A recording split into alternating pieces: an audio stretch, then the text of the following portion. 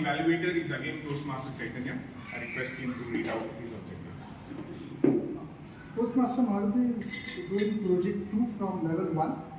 It is about using descriptive language. The purpose statement of this project is for the member to practice writing a speech with emphasis on adding language to increase the interest and the impact of the speech. Toastmaster Maruti, Kabini Toastmaster Maruti. Hello friends. Imagine yourself being transported from a city where the water is scarce and polluted. The air is polluted, poisonous and permeated with the cacophony of vehicle horns and loudspeakers. To a land which is covered with thick green forest, stunning tall trees and a plethora of most elusive animals on the face of this planet. How do you feel? Ecstatic? That is exactly how I felt when I visited Kabini as part of corporate team home. Good evening, one and all. The Kabini, also known as Kapila, is one of the major tributaries of river Kabini in southern India.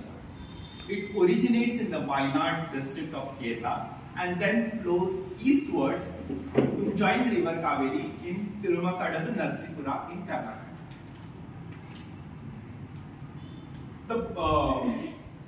Close to the town Sargur, Kabini forms a huge reservoir. The backwaters of Kabini are home to rich wildlife, especially during summer when the water level recedes and making way for rich grassy meadows. And we were lucky enough to choose Evolve Back, a picturesque resort with sweeping panoramic vistas bordered on both the sides with the river Kabini. As we entered the village, housing the resort, the roads were decorated with farmlands of marigold, cotton and sugarcane on both the sides. There were electric supply lines hanging from their poles, casting their shadows on these farmlands as the sun began its journey towards dusk. We entered the resort gates. Our path had unlit electric lanterns on both the sides, hanging from their L-shaped stands. We checked in, and we immediately received a warm welcome, which was actually very warm because they gave us napkins to clean our faces soaked in warm water. Once we did that, the resort staff applied tilak on our forehead and offered authentic and organic sugarcane juice. The taste was so authentic that it reminded me of my childhood. During our entire stay at the resort, we were served delicious cuisines and unmatched hospitality by the resort staff. The hospitality was so good that at one point of time, we just wished something in our minds and the resort staff offered that in front of us. We were wondering if we were still on earth or teleported to heaven where all our wishes were granted.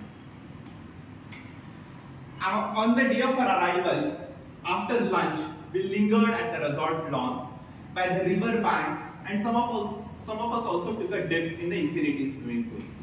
But what we all commonly did was click pictures. We clicked pictures of ourselves, of our colleagues doing crazy stuff in the swimming pool, and also of the natural beauty of the natural abode that we were all in. But after a certain point, I thought to myself that I cannot capture this natural beauty because the nature there adorns myriad mesmerizing claddings at each hour of the day. During our stay there, we witnessed different shades of blue in the clear skies and pristine waters, of green in the vibrant flora, and of orange in the sun's resplendent reflection on the backwaters of Kabini. Our stay there also increased our knowledge about the local flora and fauna, because we spotted a lot of them during the night trail and the jungle safari that we had. The night trail there was scary because we walked on the pathways which had regular visitors like the tigers, the black panther, the cheetah and the leopard. Our guide told us that he had just an encounter with tiger yesterday when he was going home. It was that scary. But there were also wow moments there when we spotted unique and rare insects like gecko, unique melange of spiders like the orb weaver spider, the crab spider, etc., etc. We also witnessed a lot of different types of web that had viewed by these webmasters. The jungle safari, on the other hand, was exciting and challenging.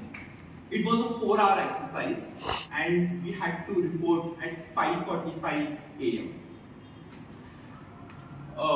The first leg of the safari was to be done through boat because we had to take a boat to reach the northern side of the Kabini.